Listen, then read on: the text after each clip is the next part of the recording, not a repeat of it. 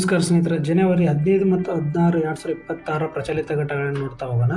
ನಿಮ್ಮ Ram sir YouTube ಚಾನಲ್ಗೆ ಸ್ವಾಗತ. ನೋಡಿ, ನಮ್ಮ ಚಾನಲ್ಗೆ ಯಾರು ಇನ್ನೂ ಸಬ್ಸ್ಕ್ರೈಬ್ ಮಾಡ್ಕೊಂಡಿಲ್ಲ, ಸಬ್ಸ್ಕ್ರೈಬ್ ಮಾಡ್ಕೊಳ್ಳಿ ಮತ್ತು ನಿಮ್ಮ ಸ್ನೇಹಿತರಿಗೂ ತಿಳಿಸಿ. ಫ್ರೀಯಾಗಿ ನೋಡಿ ಯಾವ ಥರದಂಥ ಕರೆಂಟ್ ಅಫೇರ್ಸ್ನ ತೆಗಿತಾ ಇದ್ದೀನಿ ನೋಡ್ಕೊಳ್ಳಿ. ಮತ್ತು ಎಲ್ಲಿ ನಿಮ್ಮ ಕರೆಂಟ್ ಅಫೇರ್ಸ್ 1 ಮಾರ್ಕ್ಸು ಮಿಸ್ ಆಗೋಲ್ಲ. ಇನ್ನು ಮುಂದಿನ ಎಕ್ಸಾಮಲ್ಲಿ 1 ಮಾರ್ಕ್ಸು ಮಿಸ್ ಆಗೋಲ್ಲ. ಆ ಥರದಂಥ ಕರೆಂಟ್ ಅಫೇರ್ಸ್ನ ನಾನು ತೆಗಿಬೇಕಂತ ನಿರ್ಧಾರ ಮಾಡಿದ್ದೀನಿ. ಯಾವ ಥರ ತೆಗಿತಾ ಇದ್ದೀನಿ ಇಲ್ಲಿವರೆಗೂ ಕರೆಂಟ್ ಅಫೇರ್ಸ್ ನೋಡಿ. ನಾನು ಯಾವ್ಯಾವ ಆಧಾರವಾಗಿಟ್ಟು ಕರೆಂಟ್ ಅಫೇರ್ಸ್ ತೆಗಿತೀನಿ ನಿಮ್ಗೆ ಗೊತ್ತಿರಲಿ. ನೋಡಿ, PIB press information bureau of government website ಇದು ಒಂದು. ಏನಿದು ಸೆಂಟ್ರಲ್ ಗೋರ್ಮೆಂಟು ಮತ್ತು ಸ್ಟೇಟ್ ಗೋರ್ಮೆಂಟ್ ಇನ್ಫಾರ್ಮೇಷನ್ನು ಇದರಲ್ಲೇ ಬರುತ್ತೆ. ಎಲ್ಲವೂ ಇವೇನು ನ್ಯೂಸ್ ಅದಾವಲ್ವ, ಟೈಮ್ಸು ಇವೆಲ್ಲ ನಮ್ಮದು ನ್ಯೂಸ್ ಚಾನಲ್ಸ್ ಇದಾವಲ್ಲ, ಇದನ್ನು ಆಧಾರಿತನೇ ನ್ಯೂಸ್ ಕೊಡ್ತಾ ಇರ್ತವೆ. PIB ಏನೋ ಇದನ್ನು ಅರ್ಥ ಬೇಕಾದ್ರೆ ಹೋಗ್ಬಿಟ್ಟು ನೀವು ಗೂಗಲಲ್ಲಿ ಸರ್ಚ್ ಮಾಡಿ PIB. ಇದನ್ನು ಗೋರ್ಮೆಂಟ್ ವೆಬ್ಸೈಟು, ಗೋರ್ಮೆಂಟೇ ಇದರಲ್ಲಿ ಮಾಹಿತಿ ಆಗಿರುತ್ತೆ. ಈಗ mastmag.com ಆಗಿರ್ಬೋದು, ಅವರು ಸೇನೆ ಮಾಹಿತಿ ತೆಗೆದಿರ್ತಾರೆ ಗೊತ್ತಾ, ಇದೇ ವೆಬ್ಸೈಟಿಂದ ತೆಗೆದಿರ್ತಾರೆ. ಟೈಮ್ಸ್ ಆಗಿರ್ಬೋದು, ಟೈಮ್ಸ್ ನ್ಯೂಸು ಮತ್ತು ಪ್ರಜಾವಾಣಿ ನ್ಯೂಸ್ ಆಗಿರ್ಬೋದು, ಎಲ್ಲನೂ ತೆಗೆಯೋದು ಇದೇ ಆಧಾರಿತ ನ್ಯೂಸು.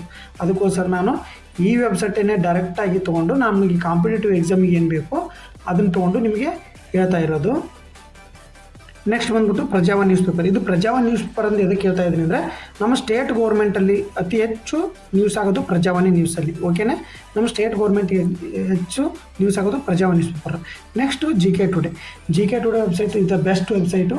ನಾನು ಅದನ್ನು ಕನ್ನಡದಲ್ಲಿ ನಿಮಗೆ ಹೇಳ್ತಾ ಇದ್ದೀನಿ. Next the Hindu. Central government ಬರ್ತಕ್ಕಂಥ ಎಲ್ಲ ಸೆಂಟ್ರಲ್ ಗೋರ್ಮೆಂಟ್ ಸ್ಟೇಟದ್ದು ಎಲ್ಲನೂ ಬೆಸ್ಟು ಇದು. ಹಾಗೆ UPSC ಹೋದ್ರಿ, ನೀವು KS ಹೋದ್ರಿ, ಪ್ರಬಂಧ ಬರಲಿಕ್ಕೆ ಆಡ್ತವೆ. Best news paper the Hindu, Prajavani, ಇವು ಎರಡು ನ್ಯೂಸ್ ಪೇಪರು, ಇವು ಎರಡು ವೆಬ್ಸೈಟ್. ಇದು ಗೋರ್ಮೆಂಟ್ ವೆಬ್ಸೈಟು, ಇದು ಪ್ರೈವೇಟ್ ವೆಬ್ಸೈಟು. ಇಷ್ಟನ್ನು ನೀವು ತೊಗೊಂಡು ನಿಮಗೆ ಕರೆಂಟ್ ಅಫೇರ್ಸ್ ಮಾಡ್ತಿದ್ದೀನಿ. ಇದ್ರ ಸದುಪಯೋಗ ಪಡೆದುಕೊಳ್ಳಿ ಮತ್ತು ನಿಮ್ಮ ಸ್ನೇಹಿತರಿಗೆ ಯಾರಿಗೂ ಗೊತ್ತಿಲ್ಲ ನಮ್ಮ ಚಾನಲ್ ಬಗ್ಗೆ ಹೇಳಿ. ಮುಂದೆ ನಾನು ನಿಮಗೆ ಏನು ಮಾಡ್ತಾಯಿದ್ದೀನಿ, ಸೈನ್ಸ್ ಬಗ್ಗೆ ಪಾಠ ಮಾಡೋದು, MCQ ಆಧಾರಿತ ಡೈಲಿ ಸೈನ್ಸು. ಓಕೆ, ಅದರದ್ದು ಸದುಪಯೋಗ ಪಡೆದುಕೊಳ್ಳುವಂಥ ಈ ಕರೆಂಟ್ ಅಫೇರ್ಸ್ನ ನೋಡ್ತಾ ಹೋಗೋಣ. ಮೊದಲೇ ಕ್ವಶನ್ ನೋಡ್ತಾ ಹೋದರೆ ನೋಡಿ, ನ್ಯೂಸ್ ಪೇಪರಲ್ಲಿ ಬಂದಿರತಕ್ಕಂಥದ್ದು. ಫಸ್ಟ್ ನಾವು ಯಾರು ನೋಡೋಣ, ಫಸ್ಟ್ ನೋಡ್ತಾ ಇರ್ತಾ ನಾವು ಪ್ರಜಾವಾಣಿ ನ್ಯೂಸ್ ಪೇಪರ್ ನೋಡೋಣ, ಆಮೇಲೆ ದ ಹಿಂದೂ ನೋಡೋಣ, ಆಮೇಲೆ GK ಟುಡೇ, FIB ಲಾಸ್ಟ್ ನೋಡೋಣ. ಓಕೆ, ಪ್ರತಿಯೊಂದು ಕ್ವಶನ್ ತೆಗೆದಿದ್ದೀನಿ, ಪ್ರತಿಯೊಂದು. ಓಕೆ, ನೋಡಿ 15 ಮತ್ತು 16 ಪ್ರಚಲಿತ ಘಟನೆಗಳಿವು. ನೋಡಿ, ಮೊದಲನೇದು, ಇತ್ತೀಚಿನ ಭಾರತದಲ್ಲಿ ನೋಂದಾಯಿಸಲಾದ 2 ಹೊಸ ಹೈಲ್ಡ್ ಸಿಂಥೆಟಿಕ್ ಹಸು ತಳಿಗಳು. ನೋಡಿ, 708 HK ಪೇಪರ್ದೊಳಗಡೆ ರೈಸ್ ತಳಿಗಳಿಕೆ ಇದ್ದ. ಆ ಥರ ನಾವು ಅವರು ಯಾವ ಕ್ವಶನ್ ಪೇಪರ್ ಯಾವ ಥರ ತೆಗಿತಾರಲ್ಲ ಅದೇ ಥರದ ನಾವು ಸ್ಟಡಿ ಮಾಡಬೇಕು. ಓಕೆ, ರೈಸ್ ತಳಿ ಅದ್ರಾಗೆ RH10 ಅಂತೇಳಿ ಒಂದು ತಳಿ ಇತ್ತು. ಅದೇನು ಸೋನಾ ಮಸೂರಿ ಅತಿ ಹೆಚ್ಚು ರಫ್ತಾಗೋದು ನಮ್ಮ ಭಾರತದಿಂದ. ಓಕೆ, ನಾನು ನಿಮ್ಗೆ ಹೇಳಿದ್ದೀನಿ, ನನ್ನ ವಿಡಿಯೋ ಹೋಗ್ಬಿಟ್ಟು ಬೇಕಾದ್ರೆ ಡಿಸ್ಕ್ರಿಪ್ಷನ್ ಲಿಂಕಲ್ಲಿ ಕೊಟ್ಟಿರ್ತೀನಿ, ಅದ್ರ ಬಗ್ಗೆ ನಿಮಗೆಲ್ಲ ಹೇಳಿದ್ದೀನಿ. ಓಕೆ, ನೆಕ್ಸ್ಟ್ ನೋಡಿ, ಈ ಕ್ವಶನ್ಗೆ ಸರಿಯಾದ ಉತ್ತರ ಹಂಗಾದ್ರೆ ನೋಡಿ, ಗಿರ್ ಮತ್ತು ಸಾಯಿವಾಲ್, ಕರಣ್ ಫ್ರೈಸ್ ಮತ್ತು ವೃಂದಾವನಿ, ಹಳ್ಳಿಕಾರ್ ಮತ್ತು ಅಮೃತ್ಮಾಲ್, ಜೆರ್ಸಿ ಮತ್ತು ಹೋಲ್ಸ್ಟೈನ್. ನೋಡಿ, ಯಾವ 2 ಹೊಸ ತಳಿಗಳು ನೋಡಿ ಈ ತಳಿಗಳು ನೋಡ್ತಾ ಹೋದರೆ, ಮೊದಲನೇದಾಗಿ ಗಿರ್ ಮತ್ತು ಸಾಯಿವಾಲ್. ಇವು ಎಲ್ಲಿ ಬರ್ತಾವಪ್ಪ ಅಂದರೆ, ಗಿರ್ ಅನ್ನೋದು ಗುಜರಾತ್ ರಾಜ್ಯದ್ದು ಸ್ಥಳೀಯ ತಳಿಯಾಗೈತೆ, ಗುಜರಾತ್. ಸಾಯಿವಾಲ್ ಅನ್ನೋದು ಪಂಜಾಬ್. ನೋಡಿ, ಪಂಜಾಬ್. ಸಾಯಿವಾಲ್ ಅನ್ನೋದು ಪಂಜಾಬ್. ಕರಣ್ ಪ್ರೈಸ್ ಮತ್ತು ಬೃಂದಾವನಿ ಆಮೇಲೆ ನೋಡೋಣ.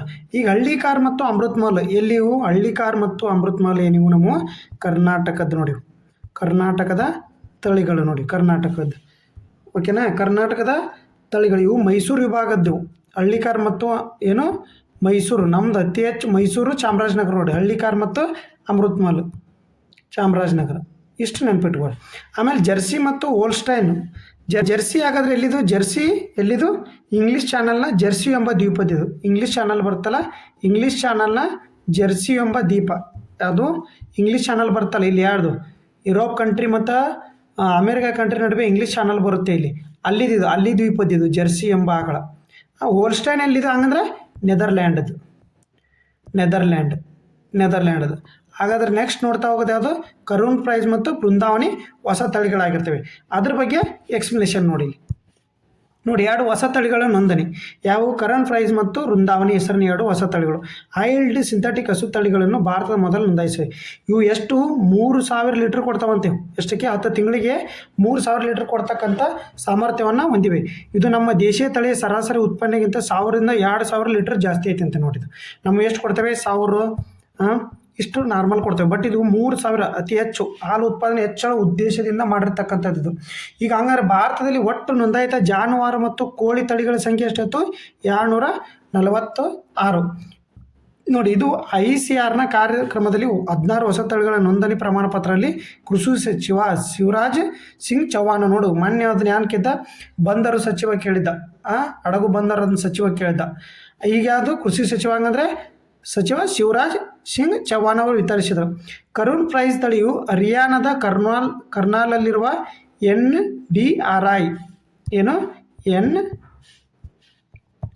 NDRI ಏನಿದು ಅಭಿವೃದ್ಧಿಪಡಿಸಿದೆ. ಇದು ದೇಶೀಯ ಥಾರ್ಪಾರ್ಕರ್ ಹಸುಗಳು ಮತ್ತು ಹೋಲ್ಸ್ಟೈನ್ ಫಿಶ್ರಿಯನ್ ಓರಿಗಳ ಮಿಶ್ರ ತಳಿ. ನೋಡಿ ಹಂಗಾರೆ ಹೋಲ್ಸ್ಟೈನ್ ಎಲ್ಲಿದೆ ಹಂಗಂದ್ರೆ ನಾಗಳೆ ಏನಿದೆ, ಹೋಲ್ಸ್ಟೈನ್ ಎಲ್ಲಿದ್ದು ನೆದರ್ಲ್ಯಾಂಡ್ ಇದ್ದು. ಓಕೆ, ಫಿಶ್ರಿಯನ್ ಓರಿಗಳ ಮಿಶ್ರ ತಳಿ, ಹಂಗಾರೆ ಇದನ್ನು ಮಿಶ್ರ ತಳಿನೂ ಕೇಳ್ಬೋದು. ನೋಡಿ ಇದು ಏನೇನು ಹಂಗಂದ್ರೆ ಥಾರ್ಪಾರ್ಕರ್ ಹಸುಗಳು ಮತ್ತು ಹೋಲ್ಸ್ಟೈನ್ ಫಿಶ್ರಿಯನ್ ಓರಿಗಳ ಮಿಶ್ರ ತಳಿ. ಇದನ್ನು ಅಭಿವೃದ್ಧಿಪಡಿಸ್ತಾರು NDRI. ಓಕೆ, ನೆಕ್ಸ್ಟ್ ಬೃಂದಾವನ ತಳಿ. ನೋಡಿ ಬೃಂದಾವನ ತಳಿಯನ್ನು ಉತ್ತರ ಪ್ರದೇಶದ ಬರೇಲಿಯಲ್ಲಿ ಅಭಿವೃದ್ಧಿಪಡಿಸಲಾಗಿದ್ದು. ಇದು ವಿದೇಶಿ ತಳಿಗಳಾದ ಜರ್ಸಿ, ಹಂಗಂದ್ರೆ ಜರ್ಸಿ ಯಾವುದು ಇಂಗ್ಲೀಷ್ ಚಾನಲ್ ಗೊತ್ತಾ, ಇಂಗ್ಲೀಷ್ ಚಾನಲ್ ಬ್ರೌನ್ ಸ್ಪೀನ್ ಮತ್ತು ಸ್ಥಳೀಯ ಹರಿಯಾಣದ ತಳಿಗಳ ಮಿಶ್ರಣವಾಗಿದೆ. ನೋಡಿ ಗೊತ್ತಾ, ಇದು ಹರಿಯಾಣ ತಳಿಗಳ ಮಿಶ್ರಣವಾಗಿದೆ. ಇಷ್ಟು ಇದ್ರ ಇನ್ಫಾರ್ಮೇಷನ್. ನೋಡಿ ಇದು ಹೇಳಿಕೆ ರೂಪದಲ್ಲಿ ನಿಮ್ಗೆ ಕೊಟ್ಟರೆ ನೀವು ಕ್ವಶನ್ ಮಾಡಿದ್ರು ಆನ್ಸರ್ ಮಾಡುವಂಥ ಎಬಿಲಿಟಿ ಬೇಕಾಗುತ್ತೆ. ನೋಡಿ ಇದನ್ನು ಕರೆಕ್ಟಾಗಿ ಇಂಪಾರ್ಟೆಂಟ್ ಆಗಿ ನೋಡ್ಕೊಳ್ಳಿ, ಯಾಕಂದರೆ ಇವು KPSCಯಲ್ಲಿ ಫಿಕ್ಸ್ ಕ್ವಶನ್ ಇವು. ಓಕೆ, ನೆಕ್ಸ್ಟ್ ಕ್ವಶನ್ ನೋಡೋಣ. ಓಕೆ, ಹಾಗಾದರೆ ರಾಷ್ಟ್ರೀಯ ತನಿಖಾ ಸಂಸ್ಥೆಯ ನೂತನ ಮಹಾನಿರ್ದೇಶಕರಾಗಿ DG ಹುದ್ದೆ. ನೋಡಿ ಡೈರೆಕ್ಟರ್ ಜನರಲ್ ಇದ್ರದ್ದು ಮಹಾನಿರ್ದೇಶಕರಾಗಿರ್ತಾರೆ. DG ಹುದ್ದೆಗಳಾಗಿರ್ತವೆ. ಇದಕ್ಕೆ ನೇಮಕಗೊಂಡವ್ರು ಯಾರು? ಆಪ್ಷನ್ ಎ ವಸಂತ್ ಮತ್ತು ರಾಕೇಶ್ ಅಗರ್ವಾಲ್, ಶತ್ರುಜಿತ್ ಸಿಂಗ್ ಕಪೂರ್, ಪ್ರವೀಣ್ ಕುಮಾರ್. ನೋಡಿ ಇಲ್ಲಿ ನ್ಯೂಸ್ ಪೇಪರ್ ಆರ್ಟಿಕಲ್ ಬಂದಿದ್ದು ಪ್ರಜಾವಾಣಿಗೆ ಯಾರು? ರಾಕೇಶ್ ಅಗರ್ವಾಲ್. ಓಕೆ, ರಾಕೇಶ್ ಅಗರ್ವಾಲ್ ಅವರು NIAದ ನೂತನ ಮಹಾನಿರ್ದೇಶಕರಾಗಿ ನೇಮಕಗೊಂಡಿರ್ತಾರೆ. ಓಕೆ, ಇದರ ಎಕ್ಸ್ಪ್ಲನೇಷನ್ ನೋಡಿ. NIA ಮುಖ್ಯಸ್ಥರಾಗಿ ರಾಕೇಶ್ ಅಗರ್ವಾಲ್ ಅವರು ನೇಮಕಗೊಂಡಿರ್ತಾರೆ. ಅದರ ಜೊತೆಗೆ BSF ಮತ್ತು ಟಿಬೆಟಿಯನ್ ಬಾರ್ಡರ್ದ ಹೊಸ ನಿರ್ದೇಶಕರಾಗಿ ಆಯ್ಕೆಗೊಂಡಿರ್ತಾರೆ. ಇವರು ನೋಡಿ, ಇವರು ಸಚಿವ ಸಂಪುಟದ ನೇಮಕಾತಿಯವರೆಗೆ ಇವರು ಯಾಕೆ ಹೇಳಿದ್ರೆ ಹಿಮಾಚಲ ಪ್ರದೇಶಕ್ಕೆ 1994ರ ಬ್ಯಾಚಿನ ಇವರು NIA ಮುಖ್ಯಸ್ಥರಾಗಿರಲ್ಲ. 1994ರ ಎಲ್ಲಿಗೆ ಅವರು ಹಿಮಾಚಲ ಪ್ರದೇಶ ಕೇಡರ್ನ IAS ಅಧಿಕಾರಿ ಆಗಿರ್ತಾರೆ. ನೋಡಿ ಇವ್ರ ಬಗ್ಗೆ ಇಷ್ಟು ತಿಳ್ಕೊಳ್ಳಿ. ನೋಡಿ ಹೊಸ ನೇಮಕವಾಗಿದ್ದು NIA ಮಹಾನಿರ್ದೇಶಕರಾಗಿ ರಾಕೇಶ್ ಅಗರ್ವಾಲ್, BSFನ ಮಹಾನಿರ್ದೇಶಕರಾಗಿ ಹೊಸ ಯಾರು? ಪ್ರವೀಣ್ ಕುಮಾರ್, ITBP ಮಹಾನಿರ್ದೇಶಕರು ಶತ್ರುಜಿತ್ ಸಿಂಗ್ ಕಪೂರ್. ಇವ್ನ ಮೂರನ್ನ ನೋಡ್ಕೊಳ್ಳಿ. ಹೊಸ ನೇಮಕ ನೋಡಿ, ಹೊಸ ನೇಮಕ ಆಗ್ತಿರ್ತವೆ, ನೋಡ್ಕೊಳ್ಳಿ. ಓಕೆ, ನೆಕ್ಸ್ಟ್ ನೋಡೋಣ. 2025ರ UI ಗ್ರೀನ್ ಮೆಟ್ರಿಕ್ಸ್ ರೇಖದಲ್ಲಿ ಮಂಗಳೂರು ವಿಶ್ವವಿದ್ಯಾಲಯ ರಾಷ್ಟ್ರ ಮಟ್ಟದಲ್ಲಿ ಎಷ್ಟನೇ ಸ್ಥಾನ ಪಡೆಯಿತು? 1ನೇ ಸ್ಥಾನನ, 3ನೇ ಸ್ಥಾನನ, 127ನೇ ಸ್ಥಾನನ, 10ನೇ ಸ್ಥಾನನ? ಎಷ್ಟು ನೋಡಿ, ಎಷ್ಟನೇ ಸ್ಥಾನ ನೋಡಿ, ನ್ಯೂಸ್ ಪೇಪರ್ ಆರ್ಟಿಕಲ್ 3ನೇ ಸ್ಥಾನ. ನೋಡಿ 3ನೇ ಸ್ಥಾನ. ಎಷ್ಟು ಅವ್ರು ಕೇಳಿದ್ದು? ರಾಷ್ಟ್ರ ಮಟ್ಟದಲ್ಲಿ ಎಷ್ಟನೇ ಸ್ಥಾನ ಅಂತ ಕೇಳ್ಯಾರ ಅವ್ರು, ನೆನ್ಪಿಟ್ಕೊಳ್ಳಿ ನೀವು. ನಮ್ಮ ರಾಷ್ಟ್ರ ಮಟ್ಟದಲ್ಲಿ ಅವರು ಕೇಳಿದ್ದು ಎಲ್ಲಿ? ಅಲ್ಲಿ ನಡೆದಿರ್ತಕ್ಕಂಥದ್ದಲ್ಲ, ನಮ್ಮ ರಾಷ್ಟ್ರದಾಗ ಎಷ್ಟನೇ ಸ್ಥಾನ. ಹಾಗಾದರೆ ನಮ್ಮ ಕರ್ನಾಟಕದ ಎಷ್ಟನೇ ಸ್ಥಾನ ನೋಡಿ, ಇಲ್ಲಿ ಎಕ್ಸ್ಪ್ಲನೇಷನ್ ನೋಡು. ಮಂಗಳೂರು ವಿವಿಯಲ್ಲಿ ಗ್ರೀನ್ ಮೆಟ್ರಿಕ್ನಲ್ಲಿ ನಂಬರ್ 3ನೇ ಸ್ಥಾನ. ಜಾಗತಿಕ ಮಟ್ಟದಲ್ಲಿ 127ನೇ ಸ್ಥಾನ ನಮ್ಮದು. ಜಾಗತಿಕ ಮಟ್ಟದಲ್ಲಿ 127 ಅಂದರೆ ಕಡಿಮೆ ಅಲ್ಲ. ಅಲ್ಲಿ ಟೋಟಲಾಗಿ ಎಷ್ಟು ಸಂಸ್ಥೆಗಳು ಭಾಗವಹಿಸಿದ್ದು ಗೊತ್ತಾ? 1745 ಸಂಸ್ಥೆಗಳು ಭಾಗವಹಿಸಿದ್ದು. ನಮ್ಮ ಭಾರತದಿಂದ ಎಷ್ಟು ಸಂಸ್ಥೆಗಳು? 100 ಸಂಸ್ಥೆಗಳು ಭಾಗವಹಿಸಿದ್ದು. ತಿಳ್ಕೊಂಬಿಡಿ ನೀವು. 105 ದೇಶಗಳ 1745 ಸಂಸ್ಥೆಗಳು, ನಮ್ಮ ಭಾರತದ 100 ಸಂಸ್ಥೆಗಳು. ನೋಡಿ ಇದೇನು ರಾಷ್ಟ್ರ ಮಟ್ಟದಲ್ಲಿ, ನಮ್ಮ ರಾಷ್ಟ್ರದಲ್ಲಿ 3ನೇ ಸ್ಥಾನ ಅಂದರೆ ಇದೇನು ಜಾಗತಿಕ ಮಟ್ಟದಲ್ಲಿ 127ನೇ ಸ್ಥಾನವನ್ನು ಸಾಧನೆ ಮಾಡೈತೆ. ಹಂಗಾರೆ ಇದು ಎಲ್ಲಿ ನಡೀತಾ? ಹಾಗಾದರೆ ಇಂಡೋನೇಷ್ಯಾದ ವಿಶ್ವವಿದ್ಯಾಲಯ ಬಿಡುಗಡೆ ಮಾಡುವ UI ಏನು ನೋಡಿ, ಇಂಡೋನೇಷ್ಯಾದ ಇಲ್ಲಿ ನೋಡಿ ಎಕ್ಸ್ಪ್ಲನೇಷನ್. ಇಂಡೋನೇಷ್ಯಾದ ವಿಶ್ವವಿದ್ಯಾಲಯ ಬಿಡುಗಡೆ ಮಾಡಿದ UI ಗ್ರೀನ್ ಮೆಟ್ರಿಕ್ ವಿಶ್ವವಿದ್ಯಾಲಯ ಶ್ರೇಯಾಂಕದಲ್ಲಿ ಮಂಗಳೂರು ವಿವಿಯು ಉತ್ತಮ ಸ್ಥಾನವನ್ನು ಪಡೆದಿದೆ. ಇದ್ರದ್ದು ಏನೇನು ಆದರ್ಶ ಕೊಡ್ತಾರೆ ನೋಡಿ. ಇದನ್ನು ಶ್ರೇಯಾಂಕ ಹಸಿರು ಕ್ಯಾಂಪಸ್ಸು ಮತ್ತು ಪರಿಸರ ಸುಸ್ಥಿರತೆ ಆಧರಿಸಿದ್ದು ಪರಿಸರಕ್ಕೆ ವಿವಿಗಳ ಬದ್ಧತೆ ಆಧಾರದ ಮೇಲೆ ನೀಡಿದ ರಾಜ್ಯ ಸರ್ಕಾರಿ ವಿಶ್ವವಿದ್ಯಾಲಯ ಪೈಕಿ ಮಂಗಳೂರು ಎಷ್ಟು ರಾಷ್ಟ್ರದ 3ನೇ ಸ್ಥಾನ ಪಡೆದುಕೊಂಡೈತಿ. ಓಕೆ, ಇದು ನೋಡಿ ಮಂಗಳೂರು ವಿವಿಧ ಇನ್ನಿಷ್ಟು ಏನು ಸ್ವಲ್ಪ ಉತ್ತಮ ಸಾಧನೆಗಳನ್ನು ನೋಡ್ತಾ ಹೋಗೋಣ. ನೋಡಿ ಇಲ್ಲಿಂದ ಈ ಬಾಕ್ಸ್ ನೋಡಿ, ಈ ಬಾಕ್ಸಲ್ಲಿ ನೋಡಿ ಮಂಗಳೂರು ವ್ಯವಸ್ಥೆ ಮತ್ತು ಮೂಲ ಸೌಕರ್ಯದಲ್ಲಿ ದೇಶದಲ್ಲಿ 1ನೇ ಸ್ಥಾನ ನೋಡಿ. ಹಂಗಾರೆ ಇಂಧನ ಮತ್ತು ಹವಾಮಾನ ಬದಲಾವಣೆಯಲ್ಲಿ ದೇಶದಲ್ಲಿ 4ನೇ ಸ್ಥಾನ. ತ್ಯಾಜ್ಯ ನಿರ್ವಹಣೆ ಮತ್ತು ನೀರಿನ ವಿಚಾರದ ದೇಶದಲ್ಲಿ 6ನೇ ಸ್ಥಾನ. ಶಿಕ್ಷಣ ಮತ್ತು ಸಂಶೋಧನೆಗಾಗಿ 10ನೇ ಸ್ಥಾನ. ಹಾಗೆ ಸಾರಿಗೆ ವ್ಯವಸ್ಥೆಗಾಗಿ ದೇಶದಲ್ಲಿ 11ನೇ ಸ್ಥಾನ. ಇಷ್ಟಿದ್ರದ್ದು ಇಂಪಾರ್ಟೆಂಟ್ ನೋಡ್ಕೊಳ್ಳಿ. ಓಕೆ ನೋಡಿ, ಇಷ್ಟು ಇಂಪಾರ್ಟೆಂಟ್ ಇದೆ ಪಾಯಿಂಟ್ಸ್ಗಳು. ಎಷ್ಟು ಒಂದು 10 ಪಾಯಿಂಟ್ಸ್ ಬಂದು ಇದರಾಗೆ 10 ಪಾಯಿಂಟ್ಸ್ನ ಪಾಯಿಂಟ್ ಮಾಡ್ಕೊಳ್ಳಿ. ಓಕೆ, ನಿಮಗೆ ಹೆಲ್ಪ್ ಆಗುತ್ತೆ. ಇಷ್ಟು ಬ್ರೀಫಾಗಿ ನೀವು ಓದಬೇಕಾಗುತ್ತೆ. ನೆಕ್ಸ್ಟ್ ಕ್ವೆಶನ್ ನೋಡಿ ಇಲ್ಲಿ. ಗಿಲ್ಲೆನ್ ಬಾರಿ ಸಿಂಡ್ರೋಮ್ ದೇಹದ ಯಾವ ಭಾಗದ ಮೇಲೆ ಪ್ರಮುಖ ಪರಿಣಾಮ ಬೀರುತ್ತೆ? ನೋಡಿ, ನ್ಯೂಸ್ನ ಬಂದಿರತಕ್ಕಂಥದ್ದು ಇದು. ಓಕೆ, ಡಿಸೀಸ್ ಸೈನ್ಸ್ ಒಳಗಡೆ ಬರುತ್ತೆ ಇದು. ಓಕೆ, ಎನ್ವಿರಾನ್ಮೆಂಟ್ ಸೈನ್ಸ್ ಅಂತಾರಲ್ಲ ಆ ಥರದಲ್ಲಿ ಬರುತ್ತೆ. ಓಕೆ, ಒಂದೇನು ಜೀರ್ಣಾಂಗ ಇವ, ನರಮಂಡಲ, ಅಸ್ಥಿಪಂಜರ ವ್ಯವಸ್ಥೆ, ರಕ್ತ ಪರಿಚಲನಾ ವ್ಯವಸ್ಥೆ. ನೋಡಿ ಇಲ್ಲಿ ಬಂದಿರತಕ್ಕಂಥದ್ದು ನೋಡು. ಯಥೇಚ್ಛ ರಾಜ್ಯ ಸರ್ಕಾರ ನಮ್ಮ ಕರ್ನಾಟಕದಲ್ಲೇ ಬಂದಿರತಕ್ಕಂಥ ರೋಗ ನೆನ್ಪಿಟ್ಟು ಇಂಪಾರ್ಟೆಂಟು. ಜೀರ್ಣಾಂಗ ಯಾವ್ದು ಸರಿಯಾದ ನರಮಂಡಲ, ಏನು ನರ್ವಸ್ ಸಿಸ್ಟಮ್.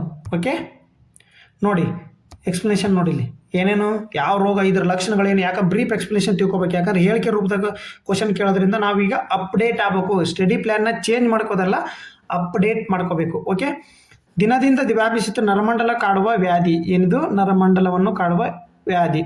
ಓಕೆ, ಇದು ನೋಡಿ ಈ ಸಿಂಡ್ರೋಮ್ ಇದೇನು, ಇದು ನೋಡಿ ಈ ಪ್ಯಾರಾಗ್ರಾಫ್ ನೋಡಿ. ಇದು ಪ್ರಮುಖ ನಗರಗಳ ಮೇಲಿರುವ ರಕ್ಷಣಾ ಪದರವಾದ ಮಯಲಿನ್ ಶೀತವನ್ನು ಹಾನಿಗೊಳಿಸುತ್ತದೆ. ಅಂದರೆ ನಗರದ ಮೇಲೆ ಮಯಲಿನ್ ಶೀತ ಅಂತೇಳಿ ಒಂದು ಇದು ಇರುತ್ತೆ, ಏನು ನಮ್ಮದು ಇದ್ರೊಳಗಡೆ ಅದನ್ನು ಹಾನಿಗೊಳಿಸುತ್ತೆ. ಈ ಪದರ ಹಾನಿಗೊಂಡಾಗ ಮೆದುಳು ಮತ್ತು ದೇಹದ ಇತರ ಅಂಗಗಳ ನಡುವೆ ಸಂವಹನ ಕಡಿತುಕೊಂಡು ಇದರಿಂದ ಸ್ನಾಯುಗಳು ದುರ್ಬಲವಾಗುತ್ತವೆ. ಓಕೆ, ಮನುಷ್ಯ ಇಂಬ್ಯಾಲೆನ್ಸ್ ಆಗ್ತಾನೆ. ಏನು ಮೆದುಳಿಗೆ ಮತ್ತು ನಮ್ಮ ನರಕ್ಕೆ ಬ್ಯಾಲೆನ್ಸ್ ತಪ್ಪಿದ್ರೆ ಮನುಷ್ಯಂದು ಇದ್ರದ್ದು ರೋಗದ ಲಕ್ಷಣಗಳು, ಸೋಂಕಿನ ಲಕ್ಷಣಗಳು ಯಾಕೆ ನೀವು ನೋಡ್ಕೋಬೇಕಂದ್ರೆ ಹೇಳಿಕೆ ರೂಪದಾಗ ಲಕ್ಷಣಗಳನ್ನು ಕೇಳ್ತಾನೆ. ಅದಕ್ಕೆ ನೋಡಿ, ಕಾಲು ಬೆಳೆದ ದೌರ್ಬಲ್ಯ ಕಾಣಿಸ್ಕೊಳ್ಳುತ್ತೆ, ಇದು ಹೊಟ್ಟೆ ಸೋಂಕಿತ ಜೊತೆ. ನೋಡಿ ಇವನು ಸ್ವಲ್ಪ ನೋಡ್ಕೊಂಬಿಡಿ ನೀವೇ, ಓದಿ ಹೇಳೋದೇನಿದೆ ಇದನ್ನು ಲಕ್ಷಣಗಳನ್ನು ನೋಡ್ಕೊಂಡಿ. ಬಟ್ ಚೇತರಿಕೆ ನಿಧಾನ ಆಗ್ತಿದೆ, ಇದು ಎದಕ್ಕೆ ಇದ್ರ ಚೇತರಿಕೆ ಎದಕ್ಕೆ ನಿಧಾನ ಆಗ್ತಿದೆ ಅಂತೇಳಿ ಒಂದು ರೀಸನ್ ಕೊಟ್ಟಿದ್ದಾರೆ. ಇಲ್ಲಿ ಏನು ರೀಸನ್ ಕೊಟ್ಟಿದ್ದಾರೆ ಅಂದರೆ GBS ಏನು GBS ಬರಲು ಕಾರಣ ಇನ್ನೂ ತಿಳಿದಿಲ್ಲವಾದರೂ 60-70% ಪ್ರಕರಣಗಳಲ್ಲಿ ಅತಿಸಾರ ಅಥವಾ ಉಸಿರಾಟದ ಸೋಂಕಿನ ನಂತರ ಕಾಣಿಸಿಕೊಳ್ಳುತ್ತದೆ. ಅಂದರೆ ಅವ್ರಿಗೆ ಏನು ಲಕ್ಷಣಗಳು ಏನು ಮೊದಲು ಕಾಣ್ತವೆ, ಅತಿಸಾರ ಮತ್ತು ಉಸಿರಾಟ ತೊಂದರೆ ಮೊದಲು ಕಾಣ್ತವೆ. ನೋಡಿ, ಕ್ಯಾಂಪಿಲೋ ಬ್ಯಾಕ್ಟರ್ ಜೆಜುನಿ ಎಂಬ ಬ್ಯಾಕ್ಟೀರಿಯಾ ಏನು ಮಾಡುತ್ತೆ, ಈ ಸೋಂಕಿಗೆ ಏನು ಮಾಡುತ್ತೆ, ಪ್ರಚೋದನೆ ಕೊಡುತ್ತೆ. ಈ ಸೋಂಕು ಅತಿ ಹೆಚ್ಚಾಗೋಕ್ಕೆ ಪ್ರಚೋದನೆ ಕೊಡ್ತಕ್ಕಂಥ ಬ್ಯಾಕ್ಟೀರಿಯಾ ಯಾವುದಂದರೆ ಕ್ಯಾಂಪಿಲೋ ಬ್ಯಾಕ್ಟರ್ ಜೆಜುನಿ ಎಂಬ ಬ್ಯಾಕ್ಟೀರಿಯಾ. ಈ ಸಂಶೋಧಕರು ಇದನ್ನು ಸಂಶೋಧನೆ ಮಾಡಿದರೆ 70% ರೋಗಿಗಳು ಗುಣಮುಖರಾಗಿದ್ದಾರೆ, ಆದರೆ ಪೂರ್ಣ ಚೇತರಿಕೆಯನ್ನು ಕಂಡಿಲ್ಲ ಆಗಿರ್ತಾರೆ. ಓಕೆ, ಗಿಲೆನ್ ಬಾರಿ ಸಿಂಡ್ರೋಮ್ MR ಅಂತ ಏನಿದ್ರದ್ದು ಲಕ್ಷಣಗಳನ್ನು ನೋಡ್ಕೋರಿ. ಇದರಲ್ಲಿ ಯಾವ ವೈರಸ್ ಇದಕ್ಕೆ ಚೇತರಿಕೆ, ಯಾವ ಬ್ಯಾಕ್ಟೀರಿಯಾ ಇದಕ್ಕೆ ಚೇತರಿಕೆ ಕೊಡ್ತೈತೆ ಅಂತ ನೋಡ್ಕೊಳ್ಳಿ. ಇದು ಎಲ್ಲಿ ಎಫೆಕ್ಟ್ ಮಾಡುತ್ತಂದರೆ ಮೆದುಳಿಗೆ. ಓಕೆ, ಮೆದುಳಿನ ನರಕ್ಕೆ ಎಫೆಕ್ಟ್ ಮಾಡುತ್ತೆ. ಓಕೆ, ಇಷ್ಟನ್ನು ನೀವು ನೋಡ್ಕೋಬೇಕು. ಇದರಲ್ಲಿ ಯಾವುದೇ ರೀತಿಯಂತ ಹೇಳಿಕೆ ಕೊಟ್ಟರೆ ನೀವು ಇದರಲ್ಲಿ ಕ್ವಶನ್ ಅಟೆಂಡ್ ಮಾಡೋ ಲೆವೆಲ್ಗೆ ಬರಬೇಕಾಗುತ್ತೆ. ನೆಕ್ಸ್ಟ್ ಕ್ವಶನ್ ನೋಡಿ. 2026 ಎನ್ಲಿ ಪಾಸ್ಪೋರ್ಟ್ ಇಂಡೆಕ್ಸ್ನಲ್ಲಿ ಭಾರತ ಎಷ್ಟನೇ ಸ್ಥಾನವನ್ನು ಪಡೆದಿದೆ?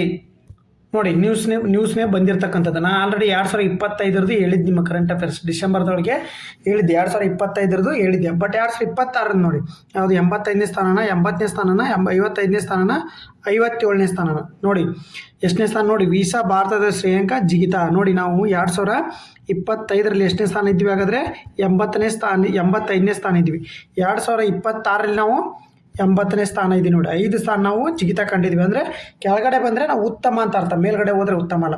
ನಾವು ಎಷ್ಟು ದೇಶಗಳಿಗೆ ಸಂಚಾರ ಮಾಡ್ಬೋದು ಇಲ್ಲಿದೆ ನೋಡಿ, ಕಂಪ್ಲೀಟ್ ಮಾಹಿತಿ ನೋಡಿ. ಹಂಗಂದರೆ ಮೊದಲನೇ ಸ್ಥಾನ ನೋಡಿ, ಈ ಟಾಪಲ್ಲಿ ಇರ್ತಕ್ಕಂಥದ್ದು ಸಿಂಗಾಪುರ್. 2025 ಸಿಂಗಾಪುರ್. 97 ದೇಶಗಳ ಪೈಕಿ ಇದು 197 ದೇಶಗಳ ಪೈಕಿ 192 ದೇಶಗಳಿದು ವೀಸಾ ಮುಕ್ತ, ಅಂದರೆ ಪಾಸ್ಪೋರ್ಟ್ ಇದ್ದರೆ ಅವರು ಪ್ರಯಾಣ ಮಾಡ್ಬೋದು. ಸೆಕೆಂಡ್ ಯಾವುದೈತೆ, ಜಪಾನ್ ಮತ್ತು ದಕ್ಷಿಣ ಕೊರಿಯಾ ಸೆಕೆಂಡಲ್ಲಿವೆ.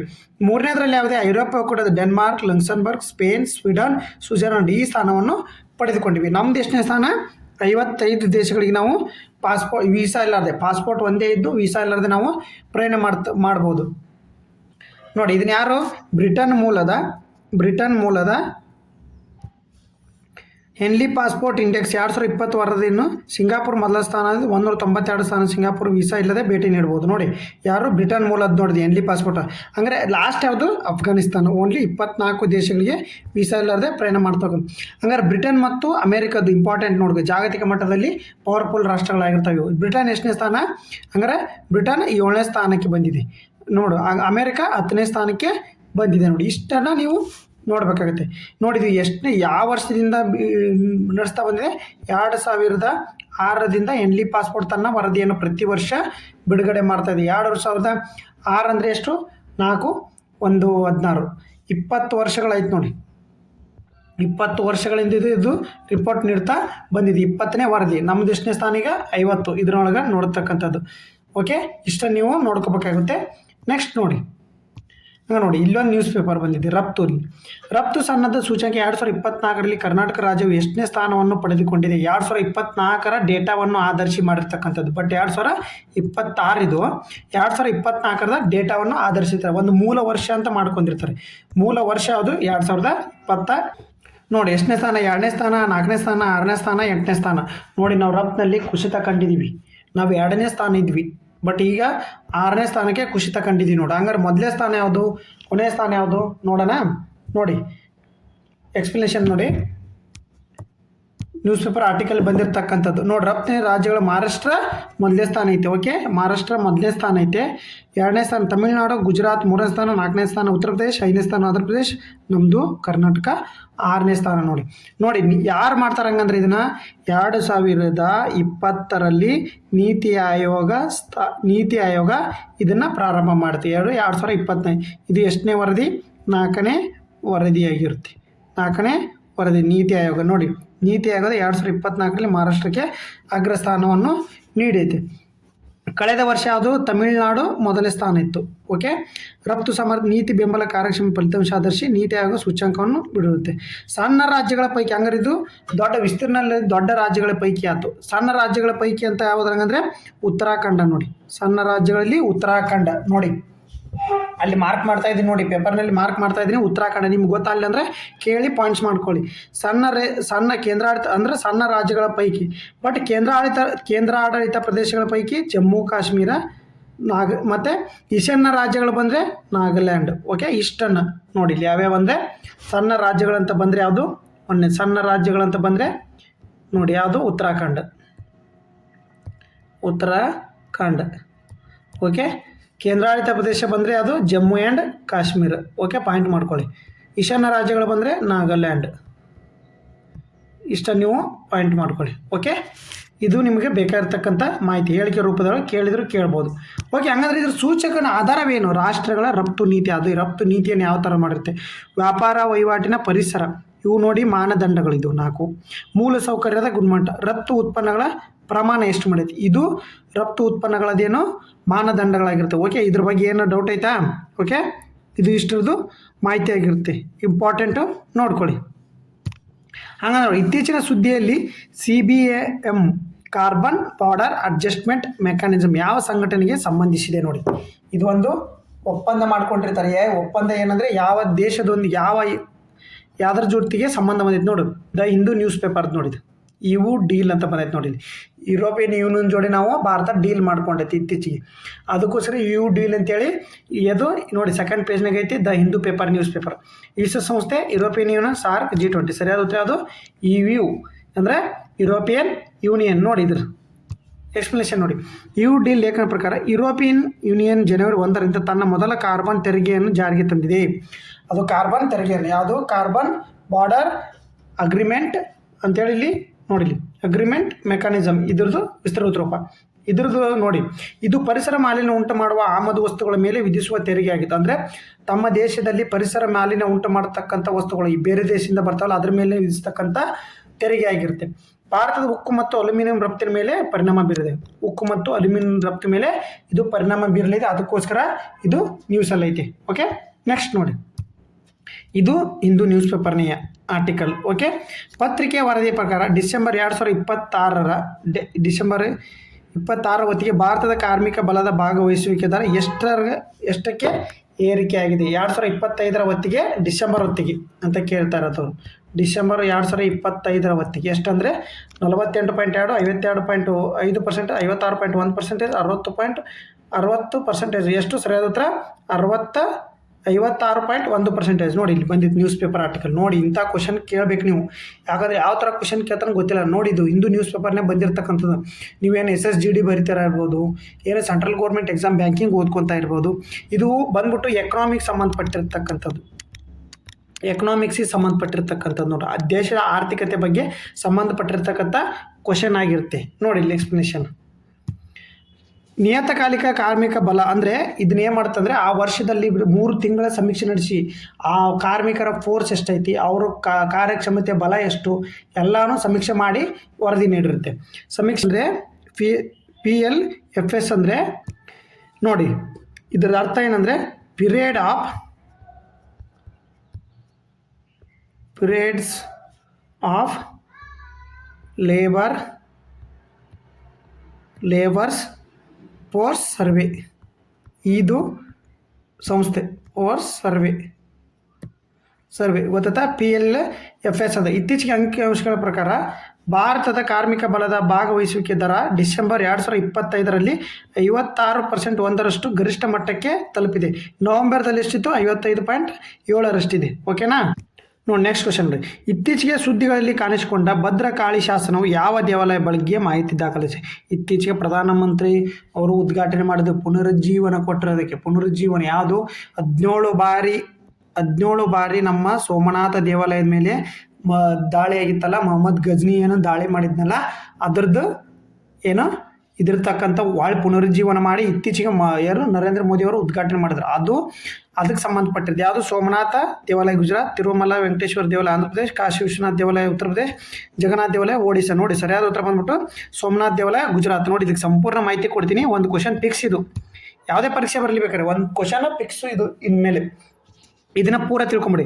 ಭದ್ರಕಾಳಿ ಶಾಸನ ನೋಡಿ, ಗುಜರಾತ್ ರಾಜ್ಯದ ಪ್ರಭಾಸ್ ಪಟ್ಟಣದ ಭದ್ರಕಾಳಿ ದೇವಾಲಯದ ಗೋಡೆ ಮೇಲೆ ಕಂಡು ಬರ್ತೈತೆ. ನೋಡಿ ನಿಮ್ಗೆ ಗೊತ್ತಾಗಲಿಕ್ಕೆ ಜೂಮ್ ಮಾಡ್ತೀನಿ, ಜೂಮ್ ಮಾಡಿ ನೋಡ್ಕೊಳ್ಬೇಕ್ರಿ. ಓಕೆ, ಭದ್ರಕಾಳಿ ದೇವಾಲಯ ಗೋಡೆ ಮೇಲೆ ಕಂಡು ಬರುತ್ತದೆ. ಈ ಶಾಸನವು ಭಾರತೀಯರ ಇತಿಹಾಸ, ಅದರಲ್ಲೂ ವಿಶೇಷವಾಗಿ ಸೋಮನಾಥ ದೇವಾಲಯದ ಪುನರುತ್ಥಾನದ ಇತಿಹಾಸವನ್ನು ತಿಳಿಸುತ್ತದೆ. ಅತ್ಯಂತ ಪ್ರಮುಖ ಆಧಾರವಾಗಿದೆ. ಭದ್ರಕಾಳಿ ಶಾಸನದ ನೋಡಿ, ಶಾಸನ ಏನು ಮಾಹಿತಿ ನೋಡಿದ್ರದ್ದು ಸಾಮಾನ್ಯ ಮಾಹಿತಿ. ಈ ಕಾಲ ಯಾರ ಕಾಲದಂಗೆ ಅಂದ್ರದ್ದು 1169ರಲ್ಲಿ ವಲ್ಲಭಿ ಸಂವತ್ಸರ 850 ಮತ್ತು ವಿಕ್ರಮ ಸಂವತ್ಸರ ಕಾಲದ್ದಿದು. ಸ್ಥಳ ಪ್ರವಾಸ ಪಟ್ಟಣ ಸೋಮನಾಥ್ ಬಳಿ ಗುಜರಾತ್ ಭದ್ರಕಾಳಿ ದೇವಾಲಯ ಮೇಲೆ ಇದೆ. ಯಾವ ಭಾಷೆಯಲ್ಲಿದೆ? ಸಂಸ್ಕೃತ ಭಾಷೆಯಲ್ಲಿದೆ. ಯಾವ ರಾಜವಂಶಕ್ಕೆ ಸೇರಿರೋದು? ಗುಜರಾತ್ನ ಸೋಲಂಕಿ ರಾಜವಂಶಕ್ಕೆ ಸೇರಿರೋದು. ನೋಡಿದ್ರು, ಸೋಲಂಕಿ ಅಂದರೆ ಚಾಲುಕ್ಯ ರಾಜವಂಶರ ಅಂದರೆ ಅಪ್ಗ್ರೇಡ್ ಇದೆ ಅದು ಮುಂದೆ ಏನೋ ಸೋಲಂಕಿ ರಾಜವಂಶಕ್ಕೆ ಸೇರ್ತಕ್ಕಂಥದ್ದು. ಹಂಗಾದ್ರೆ ಇದನ್ನು ನೋಡಿಲೆ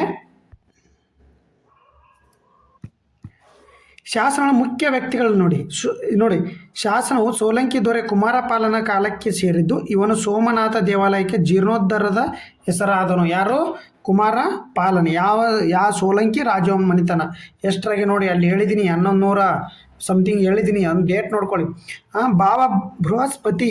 ಈ ಶಾಸನವು ಕುಮಾರಪಾಲನ ಆಧ್ಯಾತ್ಮಿಕ ಗುರುಗಳಾದ ಪರಮ ಪಾಶುಪತ ಆಚಾರ್ಯ ಭಾವ ಬೃಹಸ್ಪತಿ ಅವರ ಕುರಿತಾದ ಪ್ರಶಸ್ತಿ ಹೊಗಳಿಕೆ ಆಗಿದೆ.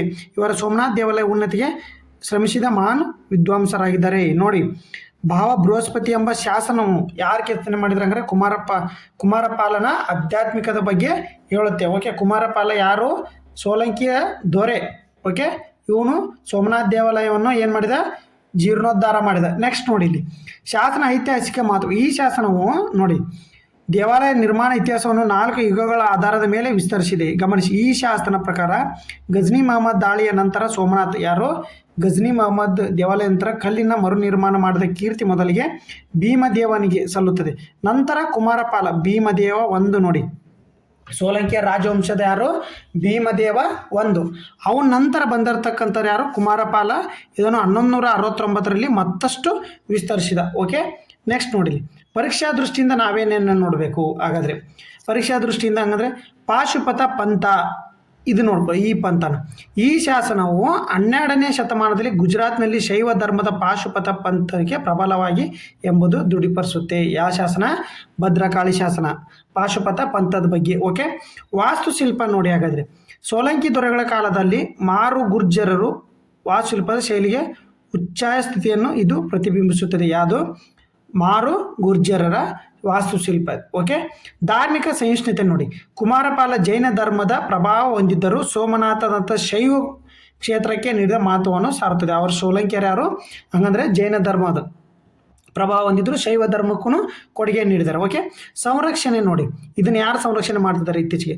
ಪ್ರಸ್ತುತ ಈ ಶಾಸನ ಗುಜರಾತ್ ರಾಜ್ಯ ಪುರಾತತ್ವ ಇಲಾಖೆ ಸಂರಕ್ಷಣೆಯಲ್ಲಿ ಮತ್ತು ಇದರ ಕೆಲವು ಕುರುಗಳು ಪ್ರವಾಸ ಪಟ್ಟಣದ ಮ್ಯೂಸಿಯಂನಲ್ಲಿದೆ.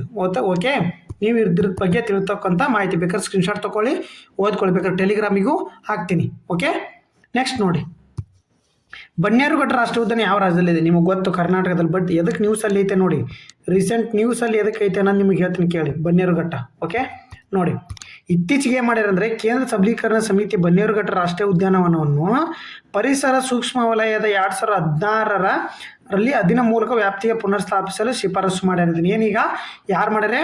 BNP ಅವರು ಏನು ಮಾಡ್ಯಾರ? ಇದನ್ನು ಪರಿಸರ ಸೂಕ್ಷ್ಮ ವಲಯಕ್ಕೆ ಒಳಪಡಿಸಿ ಅಂತೇಳಿ ಶಿಫಾರಸು ಮಾಡ್ಯಾರ. 2016ರ ಪರಿಸರ ಸೂಕ್ಷ್ಮ ವಲಯಗಳ ಏನಂತ ಮಾಡಿದಾರಲ್ಲ, ಸ್ಪೆಷಲ್ ಎಕನಾಮಿಕ್ ಝೋನ್ ಅಂತ ಮಾಡಿದಾರಲ್ಲ, ಅದರೊಳಗಡೆ ಇದನ್ನು ಸೇರಿಸಿ ಅಂತೇಳಿ ಆದೇಶ ಮಾಡಿದ್ದಾರೆ. ಅದಕ್ಕೋಸ್ಕರ ಇದು ನ್ಯೂಸಲ್ಲಿ ಐತೆ. ಬನ್ನೇರುಘಟ್ಟ ರಾಷ್ಟ್ರೀಯ ಉದ್ಯಾನವನ್ನು ಕರ್ನಾಟಕದ ಬೆಂಗಳೂರು ಬಳಿ ಆನೇಕಲ್ ಶ್ರೇಣಿ ಬೆಟ್ಟಗಳಲ್ಲಿ ಬರುತ್ತೆ. ನೋಡಿ, ಹೆಚ್ಚಿಗೆ ಇನ್ಫಾರ್ಮೇಷನ್ ಆನೇಕಲ್ ಶ್ರೇಣಿಗಳ ಬೆಟ್ಟಗಳಲ್ಲಿ ಬರುತ್ತೆ. ಇದು ಭಾರತದ ಮೊದಲ ಚಿಟ್ಟೆ ಆವರಣ 2006ರಲ್ಲಿ ತೆರೆಯಲಾಯಿತು. ಇಲ್ಲಿ ಭಾರತದ ಮೊದಲ ಚಿಟ್ಟೆ ಆವರಣ ಗೊತ್ತಾ, 2006ರಲ್ಲಿ ತೆರೆಯಲಾಯಿತು. ಇಲ್ಲಿ ಯಾವ ಹೊಳೆ ಹರಿಯುತ್ತೆ?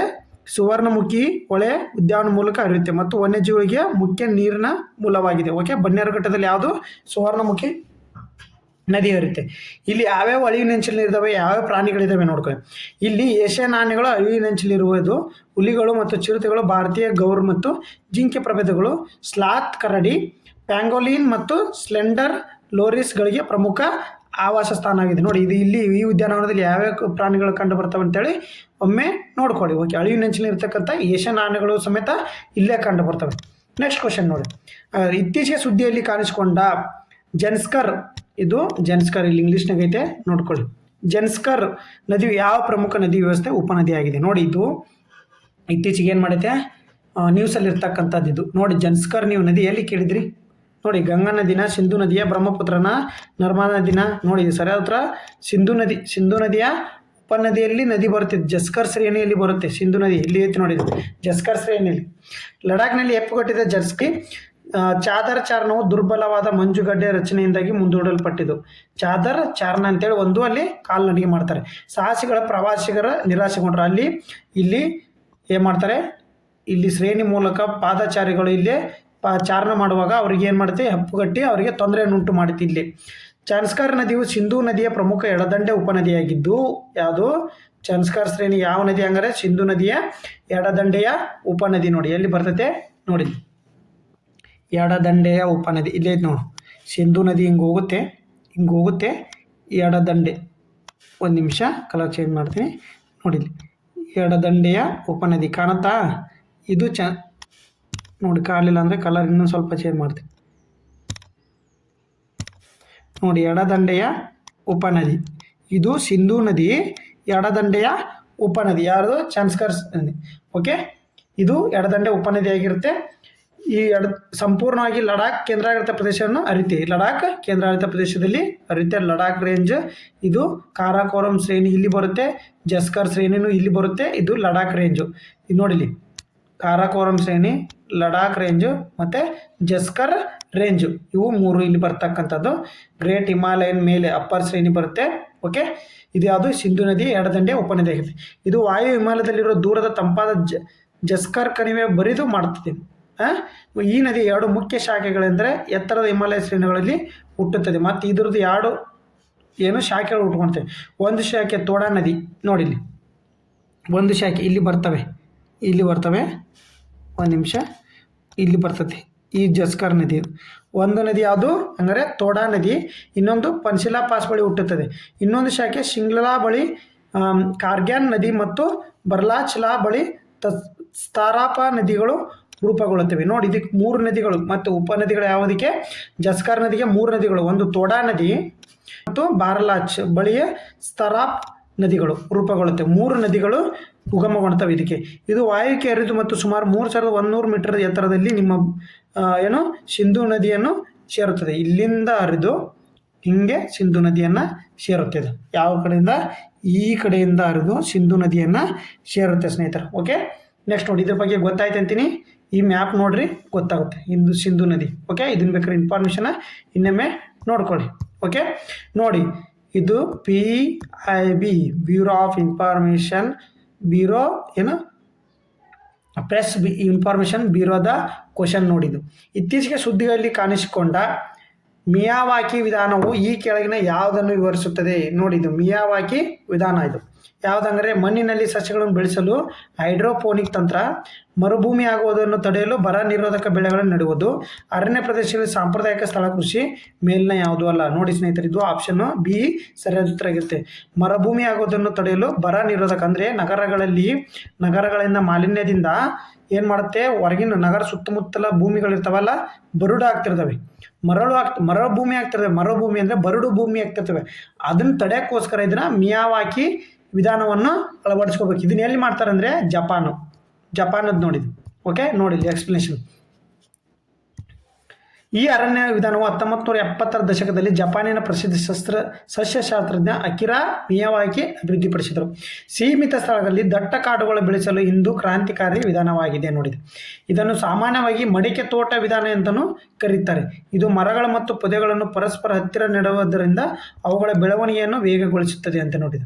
ಮರಗಳು ಮತ್ತು ಇಲ್ಲಿ ಮರ ಇರ್ತೈತೆ ಅಂತೀವಿ, ಅದರ ಹತ್ತಿರ ಬೆಳೆಯೋದು, ಪೊದೆಗಳ ಹತ್ತಿರ ಬೆಳೆಸೋದು, ಅಲ್ಲಿಂದ ಅಲ್ಲಿ ಕಾಡು ದಟ್ಟವಾಗಿ ಬೆಳೆಯುತ್ತೆ, ಅಲ್ಲಿ ಮರುಭೂಮೀಕರಣವನ್ನು ಕಡಿಮೆ ಮಾಡುತ್ತೆ. ಓಕೆ, ಸೂರ್ಯನ ಬೆಳಕಿನ ಸ್ಪರ್ಧೆಯ ಮರಗಳು ಹೆಚ್ಚು ಲಂಬವಾಗಿ ಮತ್ತು ಕಡಿಮೆ ಪಾರ್ಶ್ವವಾಗಿ ಬೆಳೆಯಲು ಪ್ರೋತ್ಸಾಹಿಸಂತಿದ್ದು, ಹಿಂಗೆ ಲಂಬವಾಗಿ ಬೆಳೆಯಂಗಿಲ್ಲ ಅಂತೇಳಿ, ಪಾರ್ಶ್ವವಾಗಿ ಬೆಳೆಯಂಗಿಲ್ಲ ಅಂತೇಳಿ ಹೇಳ್ತಾ ಇದ್ದಾರೆ.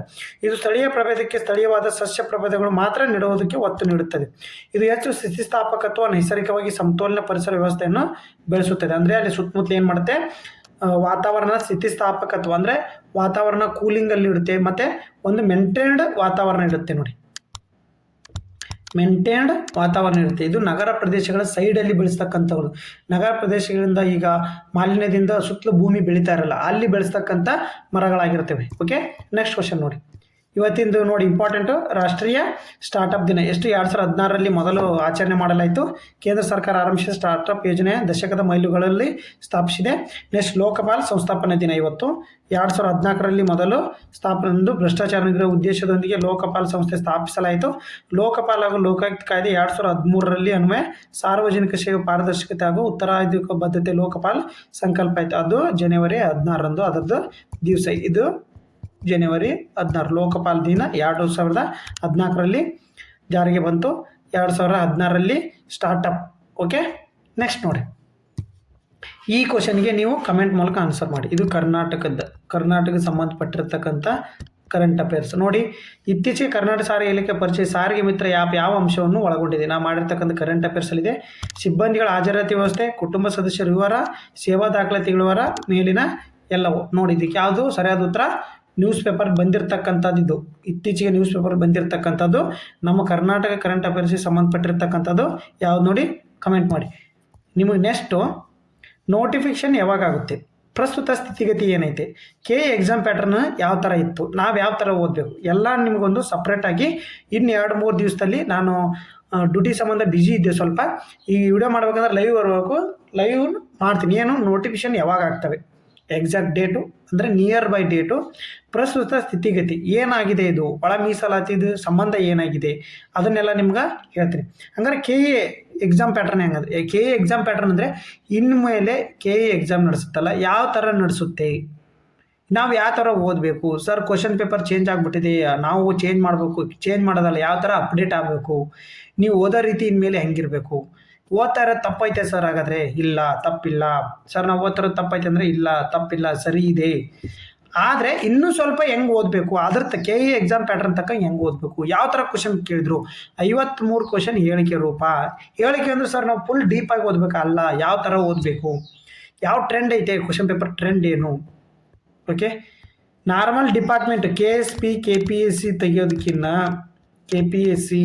ತೆಗಿಯೋದಕ್ಕಿಂತ ಮಂಡಳಿಗಳು ತೆಗಿಯೋದಕ್ಕಿಂತ ಕೆ ಎ ಯಾವ ಥರದಿಂದ ಕ್ವಶನ್ ಪೇಪರ್ ತೆಗಿತೈತೆ, ಕೆ ಎ ಯಾವ ಥರ ತೆಗಿತೈತೆ ಅದನ್ನು ನಾವು ನೋಡೋಣ ಲೈವ್ ವಿಡಿಯೋದಲ್ಲಿ. ನಿಮ್ಮ ಪ್ರಶ್ನೆಗಳಿಗೆ ನಾನು ಉತ್ತರ, ನೀವು ಆ ಕಮೆಂಟ್ ಬಾಕ್ಸಲ್ಲಿ ಏನಾದರೂ ಕ್ವಶನ್ ಕೇಳಿ ನಾನು ಹೊತ್ತು ಆನ್ಸರ್ ಮಾಡೋಕ್ಕೆ ರೆಡಿ ಇರ್ತೀನಿ. ಒಳ ಮೀಸಲಾತಿ ಏನೇನಾಗೈತೆ ಎಲ್ಲನೂ ಹೇಳ್ತೀನಿ. ನನಗಿರೋ ಇನ್ಫಾರ್ಮೇಷನು, ನಾನು ತಿಳ್ಕೊಂಡಿರೋ ನಮ್ಮ ಫ್ರೆಂಡ್ಸಿಂದ ತಿಳ್ಕೊಂಡಿರ್ತಕ್ಕಂಥ ಅಲ್ಲಿ ಒಳಗಿಂದ ಇನ್ಫಾರ್ಮೇಷನು, ವಿಧಾನಸೌಧದಲ್ಲಿ ಇರ್ತಕ್ಕಂಥ ಇನ್ಫಾರ್ಮೇಷನ್ ಹೇಳ್ತಾ ಇದ್ದೀನಿ ಸ್ನೇಹಿತರೆ ಅವತ್ತು. ಓಕೆ, ನಮಸ್ಕಾರ. ಅದೇ ಥರದಂತೆ ನೀವು ಸಬ್ಸ್ಕ್ರೈಬ್ ಮಾಡಿ, ಶೇರ್ ಮಾಡಿ, ಚಾನಲ್ನ ಶೇರ್ ಮಾಡಿ. ಸಬ್ಸ್ಕ್ರೈಬ್ ಮಾಡ್ತಿರಲ್ಲ ಇನ್ನೊಬ್ಬರಿಗೆ ಶೇರ್ ಮಾಡಿ. Okay, thank you.